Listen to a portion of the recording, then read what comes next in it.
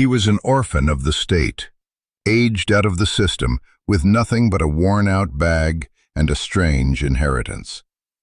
They told him he owned a moving stone door in a cave, and what he discovered behind it would change not just his life, but the very meaning of the word. If you've ever felt like you were starting from zero, with nothing but a key to a door you couldn't find, then this story is for you. Stick with me, and maybe share your own story in the comments below. I promise, I read every single one. The day I turned 18, the world didn't celebrate with me. There was no cake, no party, just a cardboard box containing everything I owned, and a final, formal handshake from Mrs. Gable, the director of the Northwood Children's Home. Her hand was dry, her grip brief.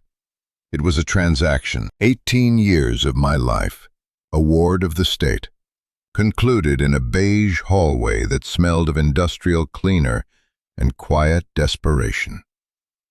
"Leo," she said, her voice as starched as her blouse, "the state's obligation to you is now fulfilled. We wish you the best in your future endeavors." Future endeavors. It sounded like something you'd say to a fired employee. I clutched the box, the corners digging into my palms. Inside were 2 pairs of jeans, a few faded t-shirts, a worn copy of a book about constellations my 3rd-grade teacher gave me, and a toothbrush. That was the sum total of my existence. I nodded, because that's what you did at Northwood.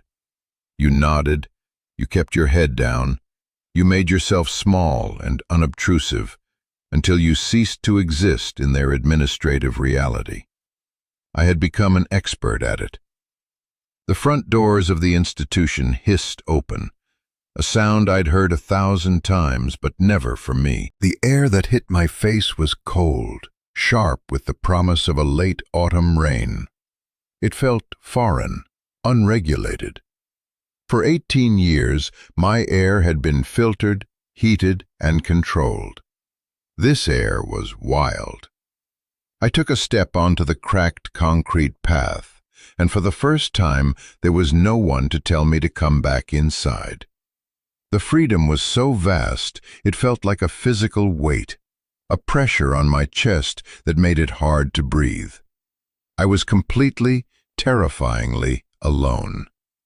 My only plan was to walk to the downtown bus station and use the $75 of transition funds the state had provided to go somewhere, anywhere that wasn't here. But before I could take a second step, a tired-looking sedan pulled up to the curb. The window rolled down, and a man I vaguely recognized leaned over. Mr. Henderson, my caseworker. I'd seen him maybe 4 times in the last 10 years. A recurring ghost in an ill-fitting suit who brought forms to be signed and bad news to be delivered. "Leo, wait up," he called out, his voice gravelly. "Got one last piece of business for you." I stopped, my shoulders tensing. Last pieces of business were never good. They were usually about a failed foster placement or a budget cut to some program I was in. He got out of the car, holding a thick manila envelope.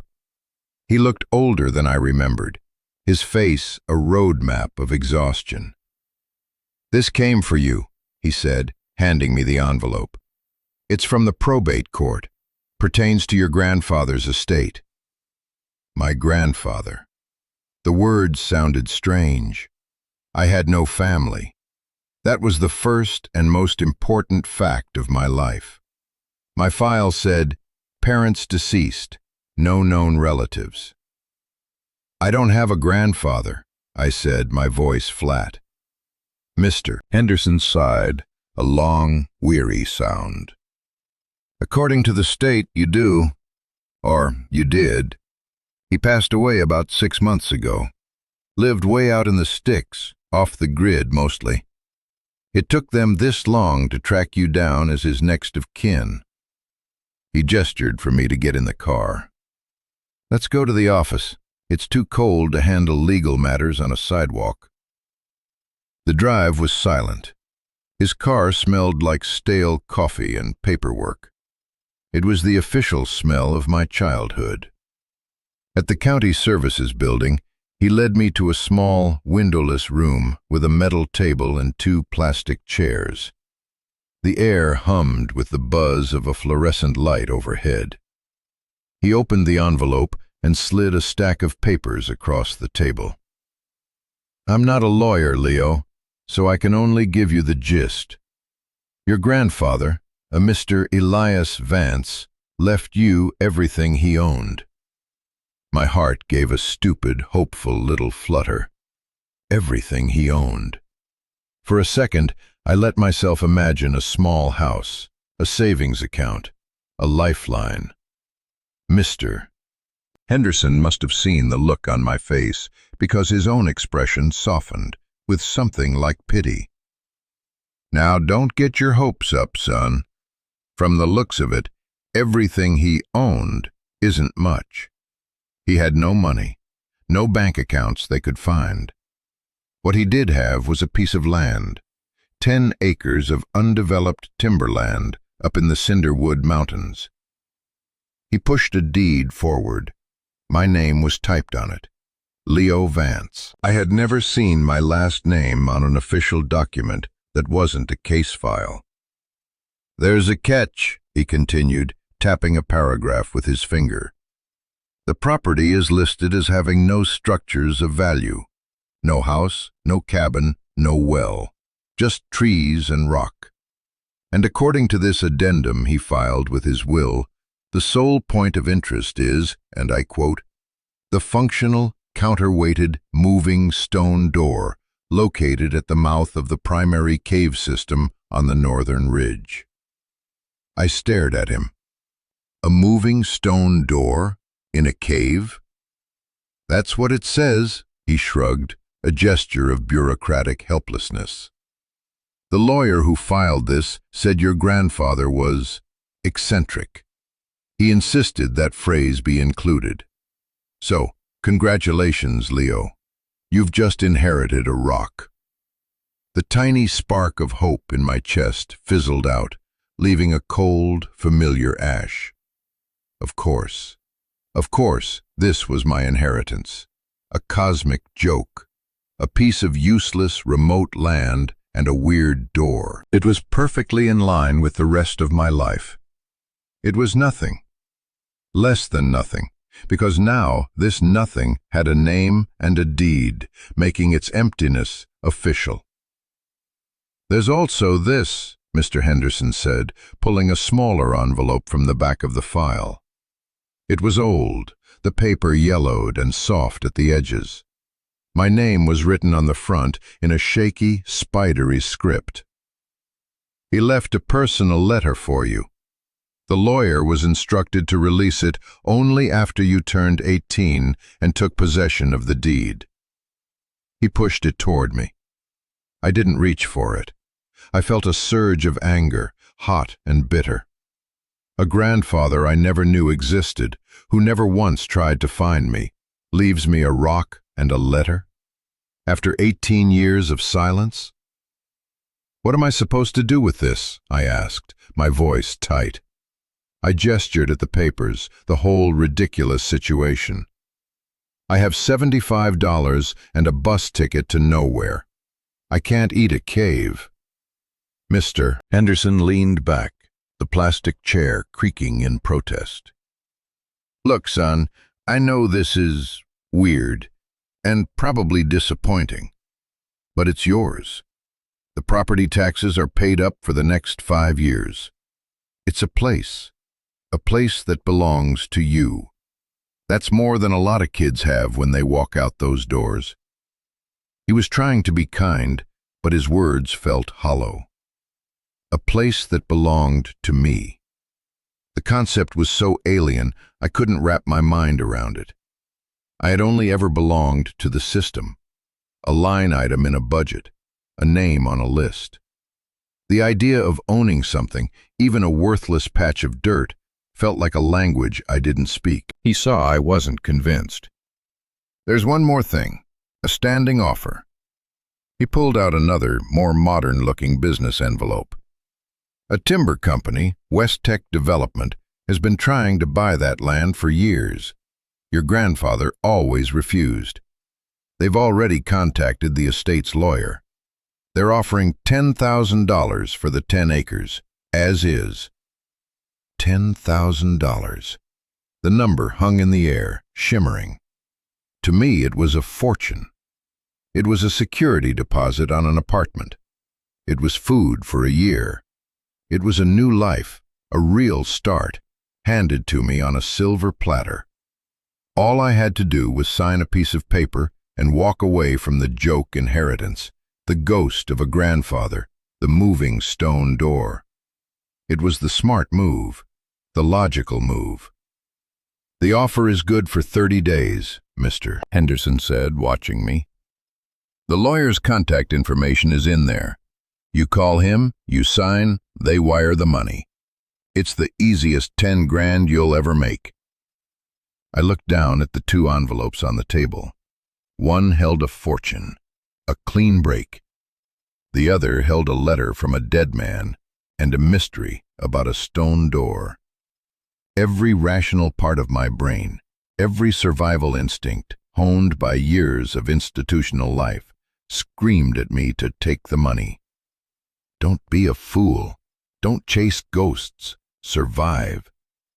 But something else, a quiet, stubborn thing I didn't know I possessed, hesitated. My entire life had been chosen for me. My meals, my clothes, my home, my future, or lack thereof. This was the first real choice I'd ever had. And one option was the same as the life I'd always known, a transaction, an exchange of something I didn't understand for something I needed. The other option was unknown. It was a story I hadn't read yet. I picked up the old yellowed envelope. The paper was thin, almost translucent. I could feel the folded letter inside, a faint series of ridges against my thumb. "What's the bus route to a place called Cinderwood?" I asked. Mr. Henderson looked at me for a long moment, a flicker of something unreadable in his eyes. Surprise? Respect? Then he nodded slowly. "There's one. Leaves at 4 p.m. It'll get you to a town called Harmony Creek. From there, your land is another 10 miles up the mountain road. You'll have to walk." He paused. "Are you sure about this, Leo? It's rough country. There's nothing out there." I clutched the letter. "For the first time in my life," I said, my voice barely a whisper, "there might be something." The bus ride was 8 hours of watching the world transform. The city's dense grid of concrete and glass gave way to sprawling suburbs, then to flat, predictable farmland. The neat rows of crops stretched for miles, a landscape as ordered and monotonous as the hallways of Northwood. I leaned my head against the cool glass of the window. The vibration of the engine, a constant hum that worked its way into my bones. For the first few hours, I just watched the world slide by, feeling a strange sense of detachment, as if I were watching a movie about someone else's life. I hadn't opened the letter yet. It sat in the inside pocket of my thin jacket, a warm, heavy square against my chest. I was afraid of it, afraid of what it would say, and more afraid of what it wouldn't. What could a man who abandoned me to the system possibly have to say that would matter now? The $10,000 offer felt like a constant whisper in my ear, a siren song of safety and simplicity. I could get off at the next major city, find a cheap motel, call the lawyer, and be done with it. I could buy a new life. But what kind of life would it be? It would be another version of the one I'd just left, anonymous, rootless, built on a foundation of nothing. At least the land, The cave, the ridiculous stone door. It was a story. It was my story, whether I liked it or not. As the sun began to set, the bus turned off the main highway and began to climb. The landscape changed again. The flat fields disappeared, replaced by rolling hills that soon swelled into the dark, imposing shapes of mountains. The trees grew thicker, taller, crowding the road. We were entering the Cinderwood Range. The air inside the bus felt stuffy, recycled. I cracked the window open an inch, and the air that rushed in was completely different. It was cold and clean and smelled of pine needles and damp earth. It smelled ancient and wild. It was the kind of air that had never been inside a building. For the first time all day, I felt a flicker of something other than anxiety or numbness. It was a strange, sharp feeling. Not quite excitement, but a kind of intense curiosity. What kind of person chose to live out here, away from everything? What kind of man was my grandfather? The bus was mostly empty now. An old woman with a wicker basket got off in a small town that was little more than a gas station and a general store. A young man with a backpack and hiking boots got off at a trailhead. Finally, it was just me and the driver.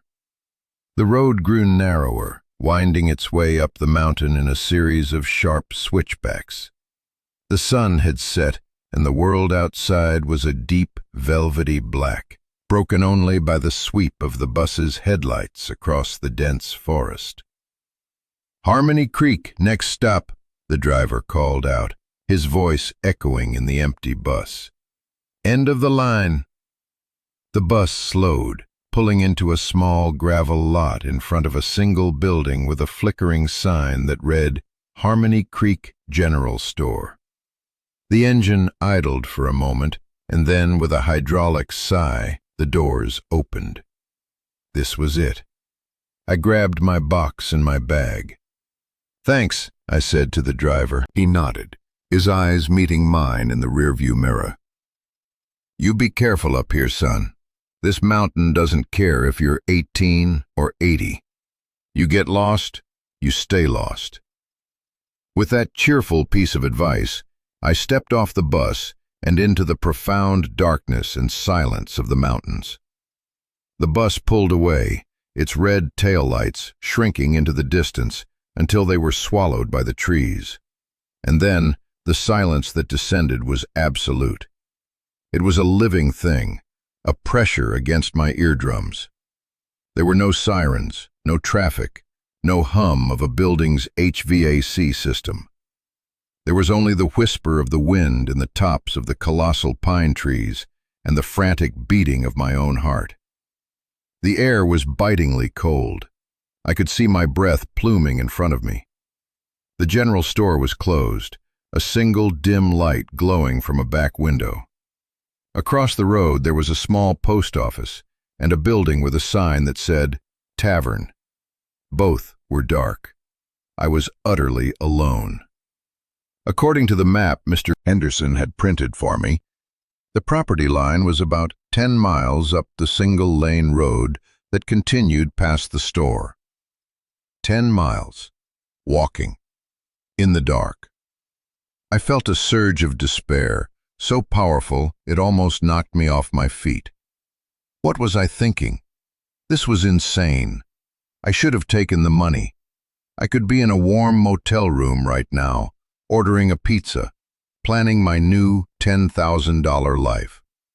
Instead, I was standing in the middle of nowhere with a box of worthless possessions, facing a 10-mile hike into a wilderness I knew nothing about. I sank down onto the wooden porch steps of the general store, burying my face in my hands. The cold from the wood seeped through my thin jeans. I felt the familiar sting of tears behind my eyes, the hot shame of my own powerlessness. This was just another dead end, another institutional gray wall, just made of trees this time. I sat there for a long time, shivering, letting the self-pity wash over me. But then, the stubborn little thing inside me stirred again. It was a flicker of defiance that had kept me going through 18 years of being a number. I had come this far. I had chosen this. I wasn't going to be beaten by a dark road. I stood up, squared my shoulders, and looked up. And I gasped. Above me, the sky was a riot of stars. Without the city's light pollution, the Milky Way was a brilliant, shimmering slash across the darkness. It was more stars than I had ever seen in my life. I saw constellations I only knew from the tattered book in my box. Cassiopeia, Ursa Major, Cygnus. They felt like old friends. It was a beauty so vast and overwhelming, it made my own problems feel small, temporary. The mountain might not care about me, as the bus driver said, but this sky felt like a promise. It felt like a map to somewhere new. I took a deep breath of the cold, clean air, hoisted my box, and started walking up the road. The first few miles were the hardest. The road was steep and uneven, my city-worn sneakers slipping on loose gravel. My arms ached from the weight of the box. Every rustle in the woods beside the road sounded like a predator. My imagination, fed by years of institutional boredom, conjured bears and mountain lions behind every tree. But after an hour, a rhythm took hold. The rhythm of my footsteps, my breathing, the steady, silent march under the canopy of stars. My fear subsided, replaced by a kind of weary focus. I wasn't thinking about the past or the future anymore. I was just thinking about the next step, and the one after that. The map showed a small, overgrown service path branching off the main road near a distinctive rock formation that looked like a wolf's head. After what felt like an eternity of walking, my phone's flashlight, which I was using sparingly, caught the shape in the darkness. It was unmistakable. A massive granite outcrop, weathered by centuries of wind and rain into a snarling lupine profile. This was the turnoff. The path was barely a path at all, more like a suggestion of a trail, choked with weeds and fallen branches. Pushing through the undergrowth felt like I was breaking a seal, entering a place that had been left undisturbed for a very long time. The air grew even colder, the smell of damp earth and decaying leaves more intense. After another 20 minutes of struggling through the brush, the path opened into a small, natural clearing. And there, at the far end of the clearing, was the reason I had come all this way.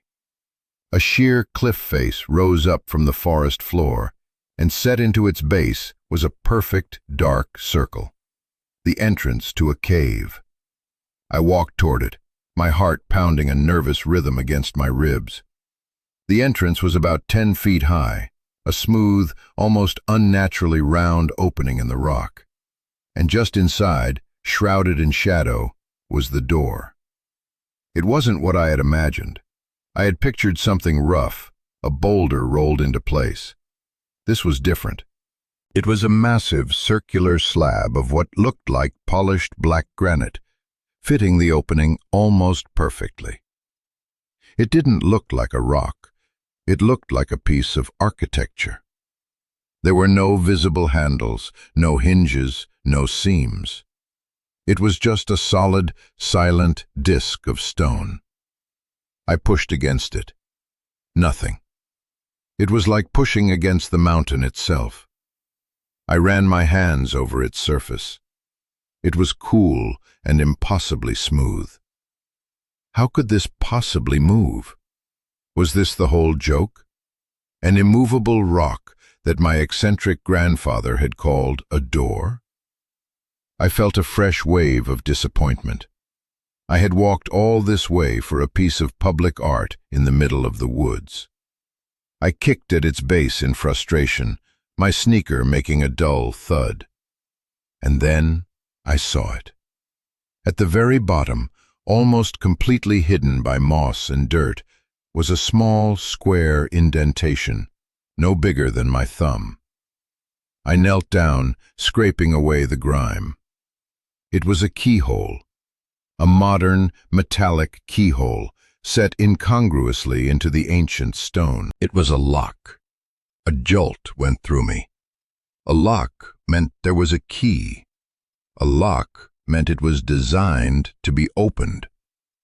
I fumbled in my pocket for the small, standard-looking key that had been clipped to the deed.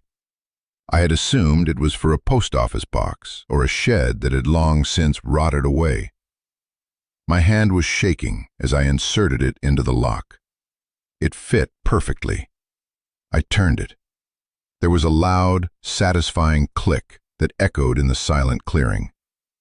For a moment, nothing happened. I held my breath. Then, with a low, deep groan of grinding stone, the massive slab began to move. It didn't swing open. It retracted, sliding sideways into a hidden recess within the cliff face, as smooth and silent as a modern elevator door. The movement was slow, majestic, and utterly impossible. It was a moving stone door. He hadn't been crazy.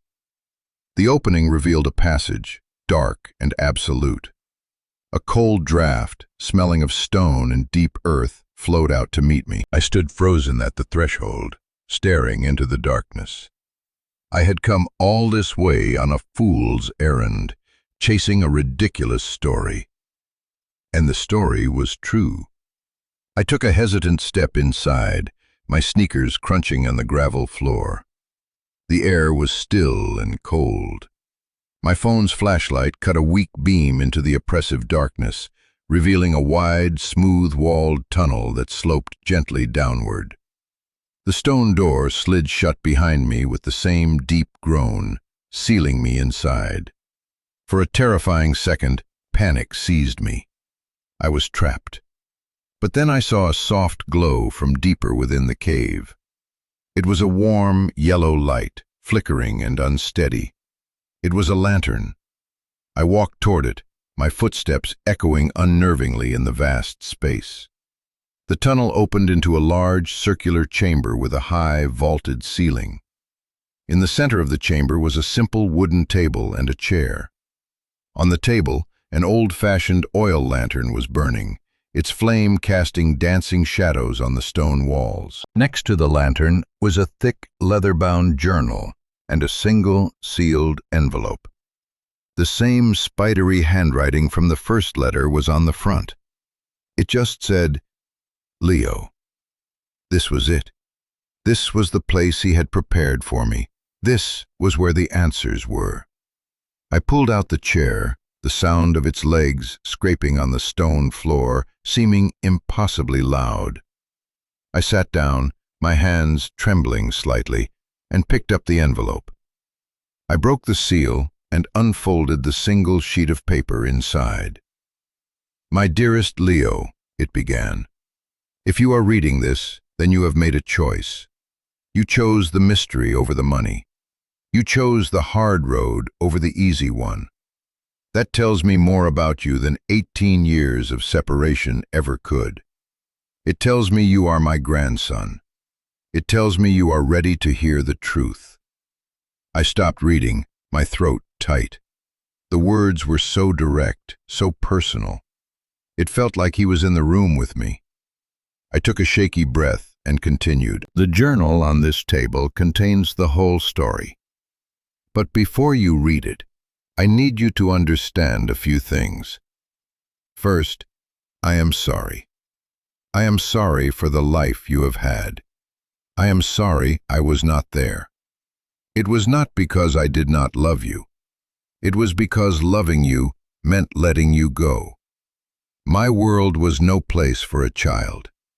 I was a different man back then, a man caught up in dangerous things. The people I was involved with, they would have used you to get to me. The state, for all its faults, was the safest place I could put you. It was a cold comfort, but it was the only one I had to give. A lie to keep you safe. Second, this place, this cave is not an inheritance. It is a choice. You can read my story, take what I have left for you, and walk away. Or you can stay. You can accept the legacy I am offering. The choice is yours, and yours alone. Whatever you decide, know this. I have thought of you every day of my life. I have followed your progress from a distance, through letters from a sympathetic contact I had in the system. I know about your love of stars. I know you are quiet but strong. I know you are a good person who has been given a hard life. I hope what you find here can make up for some of it. Your grandfather, Elias. I read the letter 3 times, the words blurring through the tears that had finally started to fall. I cried for the little boy who had waited for a family that never came. I cried for the old man who had spent his life alone in the mountains, watching his grandson from afar. And I cried for the anger and resentment I had carried for so long, which was now being replaced by a confusing mix of grief and a fragile, tentative understanding. It wasn't abandonment, it was protection, a strange, harsh, and lonely kind of love. After a long time, I wiped my eyes on my sleeve and reached for the leather-bound journal. It was heavy, the pages filled with the same dense, slightly shaky handwriting. I opened it to the first page. The date was from 20 years ago, just after I was born. My daughter is gone, it began, and they are responsible. I have her son now, my grandson, Leo. He is all I have left of her. But I know they will come looking for him. They will not stop. I cannot keep him with me. To keep him is to condemn him. I have to hide him in plain sight, in the one place they will never think to look, the system they despise.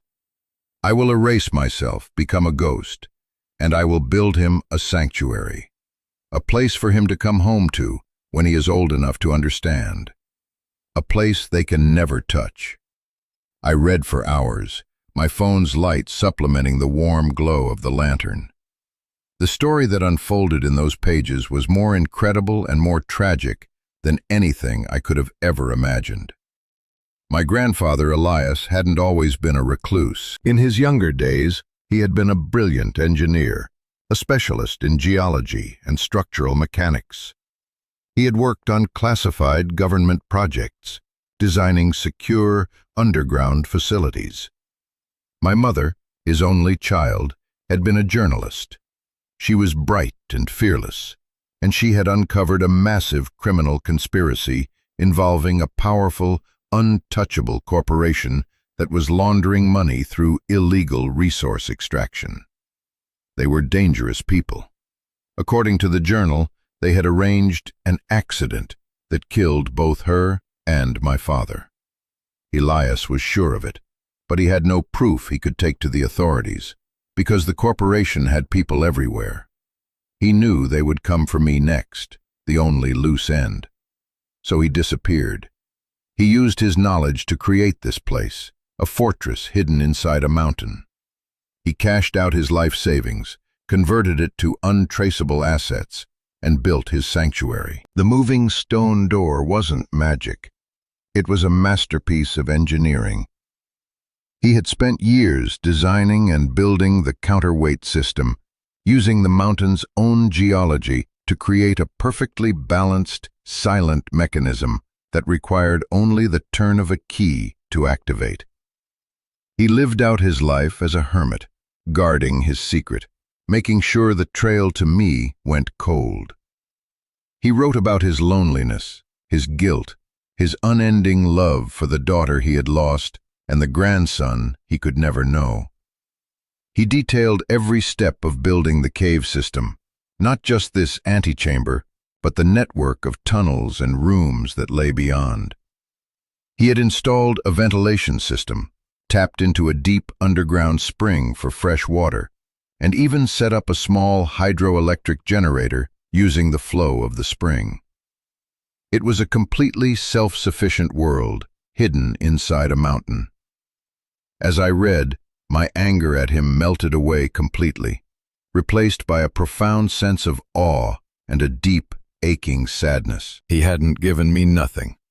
He had given me everything. He had spent the last 20 years of his life building me a home, a fortress, a legacy of protection. The journal ended a few months before his death. The last entry was short. The cancer is winning. I don't have much time. I have set everything in motion. The deed, the letter, the lawyer. It's all in place. Soon it will be up to him. I hope he chooses the stars. I hope he chooses to come home. I closed the journal, my mind reeling. The lantern was beginning to flicker, the oil running low. I knew I needed to sleep, but my brain was on fire. I stood up and walked deeper into the cave, following a passage that led from the main chamber. The passage opened into another, much larger cavern. It took my breath away. This was where he had lived. There was a simple bed built into an alcove in the rock. A small, efficient-looking wood stove with a neat stack of firewood beside it. Shelves carved into the stone walls were filled with books, engineering texts, classic literature, poetry, and a whole section on astronomy. There was a workbench covered in tools and half-finished projects, and against the far wall there was a large metal locker. It was locked with a simple combination lock. I thought back to the journal. He had mentioned my love of the stars. I remembered the date my third-grade teacher had given me the book on constellations. I walked over to the lock and dialed in the numbers. My birthday. The lock clicked open. I swung the heavy door open, and my phone's light fell upon the contents. My heart stopped. The locker was filled with cash, neat plastic-wrapped bundles of $100 bills, and on top of the money was a small velvet bag.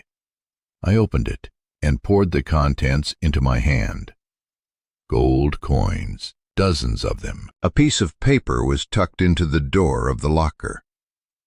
"This is what's left," the note read, "from the sale of my patents and my old life. It's not a fortune, but it's enough. Enough for you to live, to study, to build a life. Or enough to protect this place. The choice, as always, is yours." I slid down to the floor, my back against the cold stone wall, the money and gold forgotten. He had given me a home, a history, and a future. But he had also given me a burden. The people who had killed my parents, the corporation, were they still out there? Was the danger still real? The journal didn't say. He seemed to believe that after 20 years the trail was cold, that they had forgotten. But the fear he had lived with for so long now felt like it had been transferred to me. I spent the next few days in a daze, exploring the world my grandfather had built. The cave system was a marvel. There was a pantry stocked with years' worth of non-perishable food, a bathroom with running water from the spring, heated by a clever system that used compost. There was a small greenhouse in a cavern where a natural fissure in the rock overhead let in a sliver of sunlight, filled with pots of herbs and vegetables. He had thought of everything.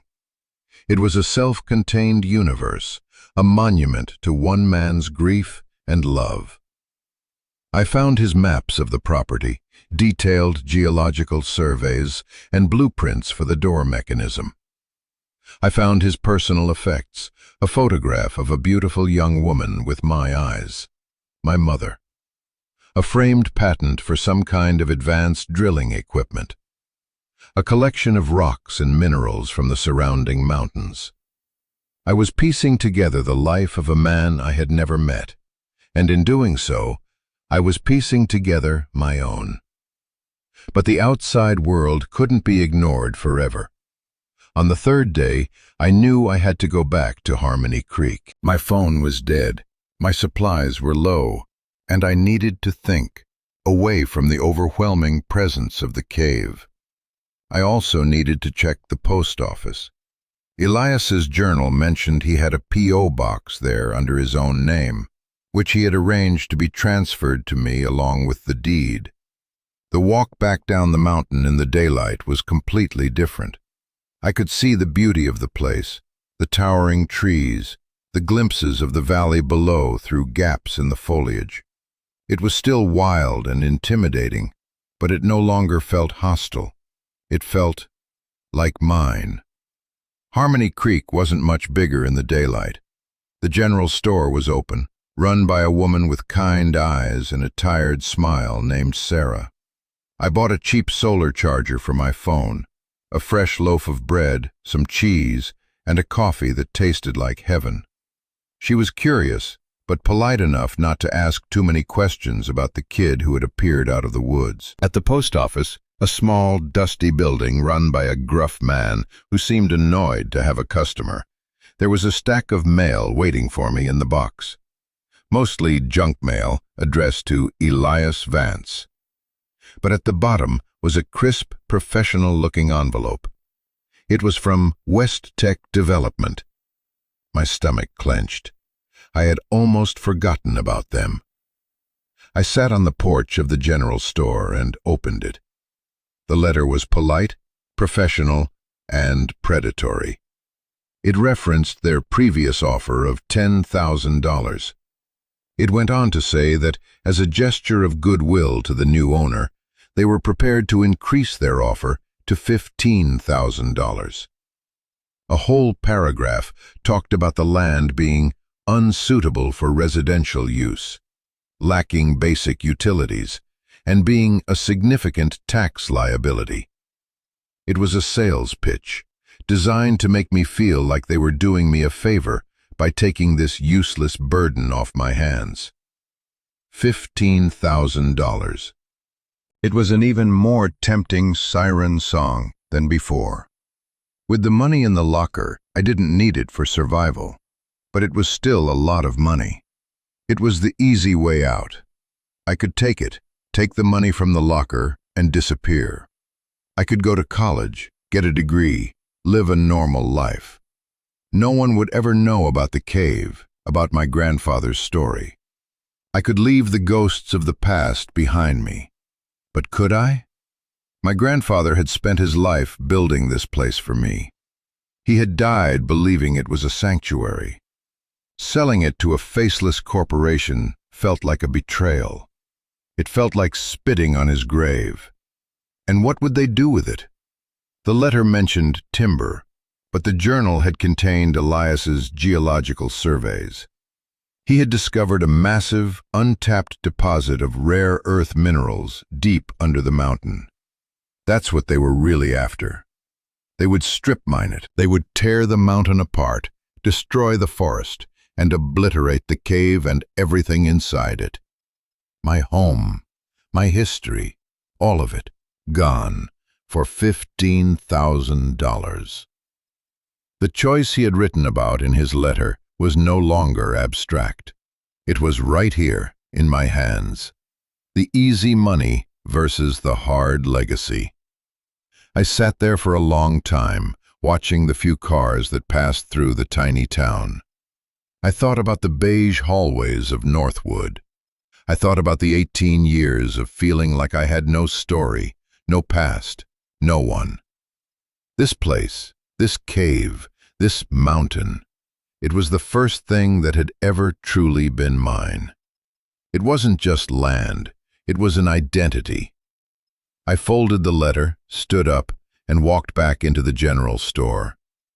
"Do you sell envelopes and stamps?" I asked Sarah.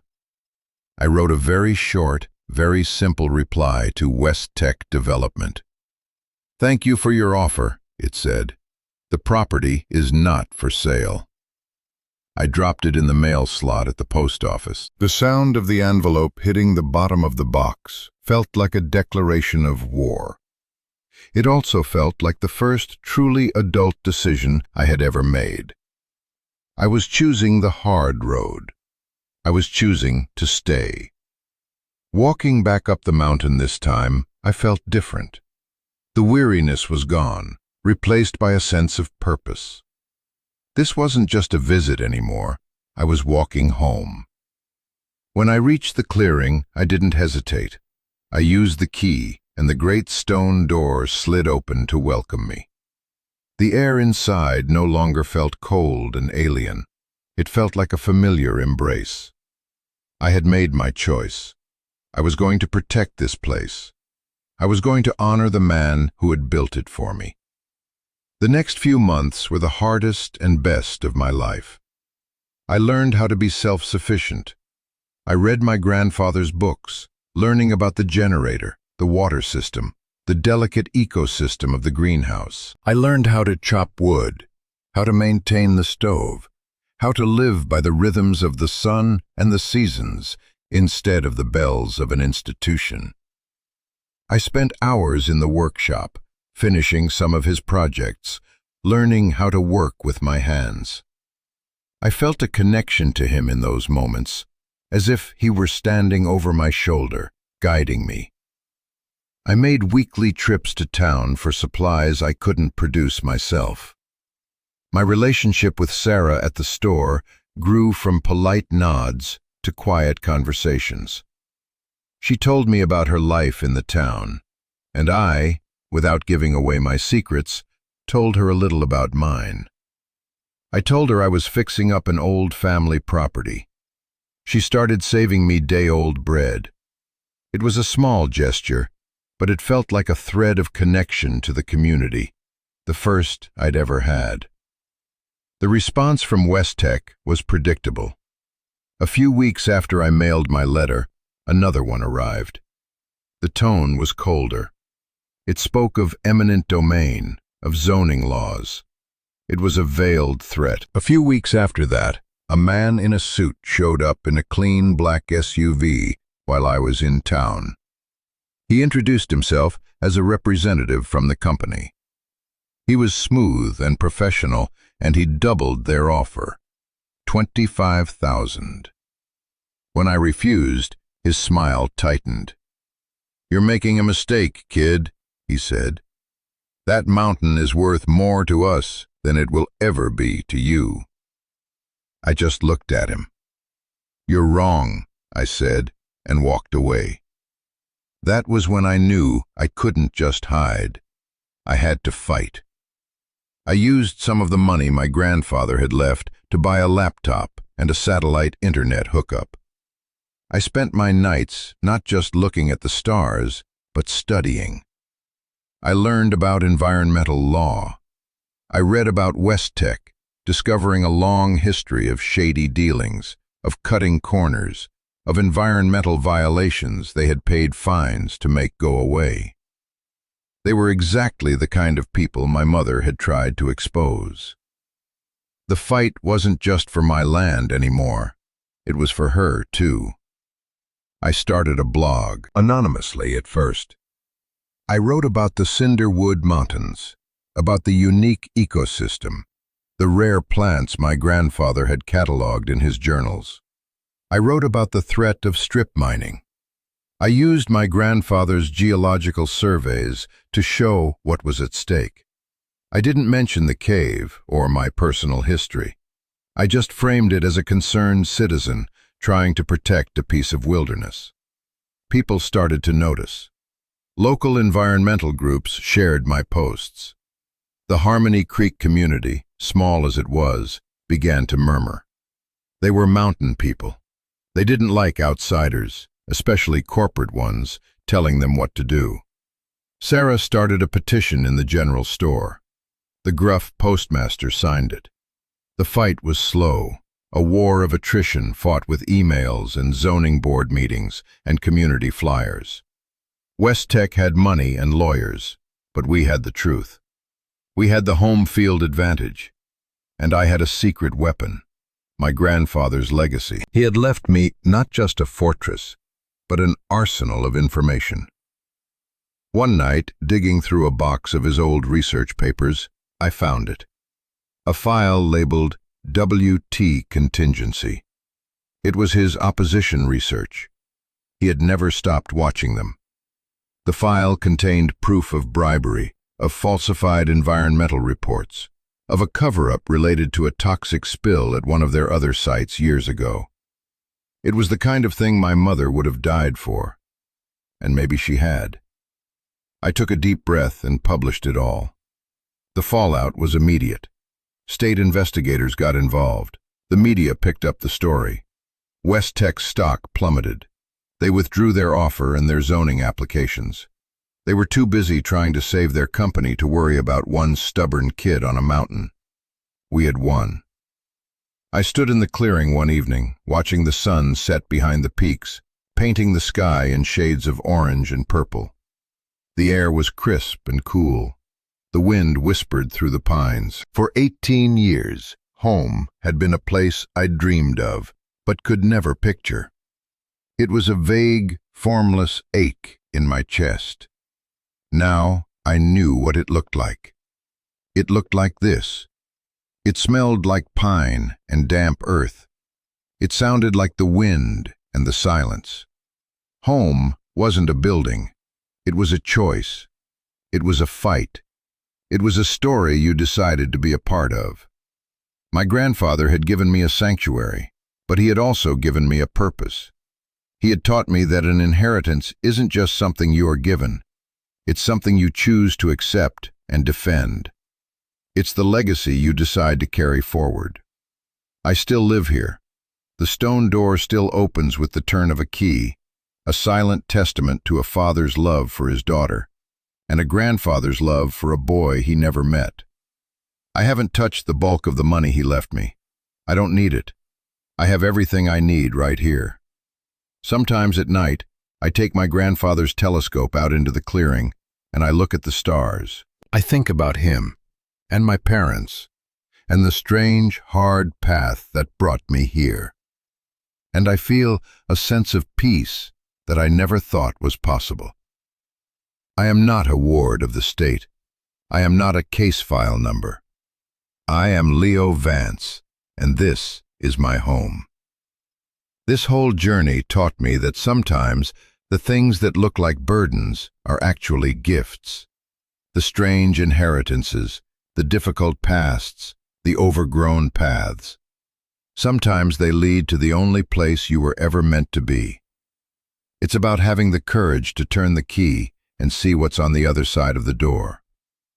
So I want to ask you, have you ever been given something that seemed worthless at first, but turned out to be the key to everything? It doesn't have to be a cave in a mountain.